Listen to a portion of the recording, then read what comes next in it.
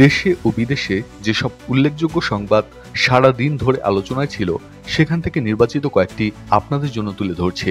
প্রথমে আসি দেশের খবরে। হঠাৎ করেই ইউনূস সরকার বেগম রোকেয়া বিশ্ববিদ্যালয়ের সাবেক ভিসি নাজমুল হাসান কলিমুল্লাহকে গ্রেফতার করেছে।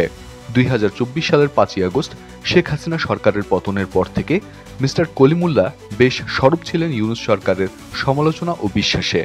ধারণা করা গিয়েছিল যে যেহেতু মিস্টার কলিমুল্লাহর সেনা যোগাযোগ অত্যন্ত গভীর, সেহেতু তিনি হয়তো বাহিরেই থাকবেন। কিন্তু আজ হঠাৎ তাকে গ্রেফতার করা কেন হলো, সে প্রশ্ন ইতিমধ্যেই উঠেছে। ডিএমপির গণমাধ্যম ও জনসংযোগ বিভাগে উপকমিশনার মোহাম্মদ তালেবুর রহমান জানান, সাবেক উপাচার্য নাজমুল আহসান কলিমুল্লাহকে মিন্টো রোডের ডিবি কার্যালয়ে আনা হয়েছে।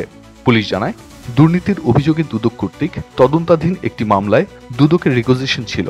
সেটির মাধ্যমে গোয়েন্দা কার্যক্রম পরিচালনার মাধ্যমে মোহাম্মদপুরের নিজ বাসা থেকে বেগম রোকেয়া বিশ্ববিদ্যালয়ের সাবেক ভিসি নাজমুল হাসান কলিমুল্লাহকে গ্রেফতার করা হয়েছে। ওদিকে যুক্তরাষ্ট্রে রফতানিতে 20% পাল্টা শুল্ক কার্যকর আজ বৃহস্পতিবার থেকে। আজ সকাল 10টার পর থেকে চট্টগ্রাম বন্দর থেকে জাহাজে তোলা পণ্যে পাল্টা শুল্কভার কার্যকর হচ্ছে। এ সময়ের আগ পর্যন্ত বন্দর থেকে জাহাজীকরণ পণ্যে 20% নতুন শুল্ক এড়ানোর সুযোগ রয়েছে। এই সুবিধা নিতে কয়েকদিন ধরে পণ্য আগাম পৌঁছানোর আপ্রাণ চেষ্টা করছে বিভিন্ন কারখানা।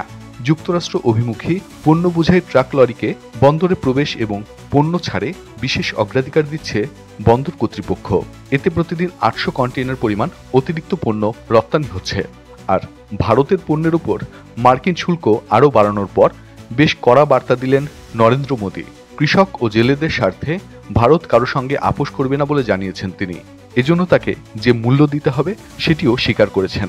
বৃহস্পতিবার নয়াদিল্লিতে আয়োজিত এক অনুষ্ঠানে শুল্ক যুদ্ধ প্রসঙ্গে এমন মন্তব্য করেন মোদী।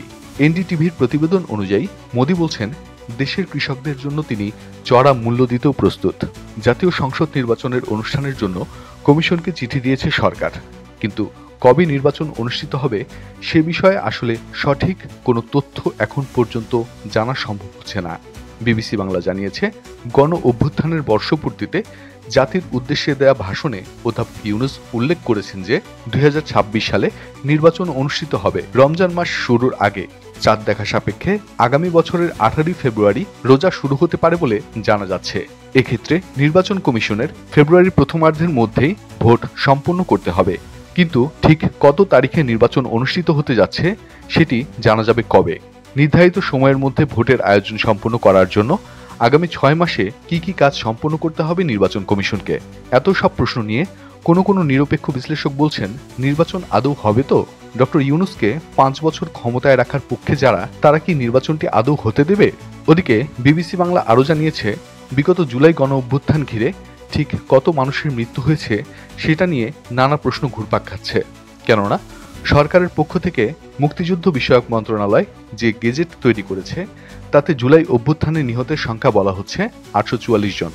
গেজেটে যাদেরকে শহীদ হিসেবে স্বীকৃতিও দিয়েছে সরকার।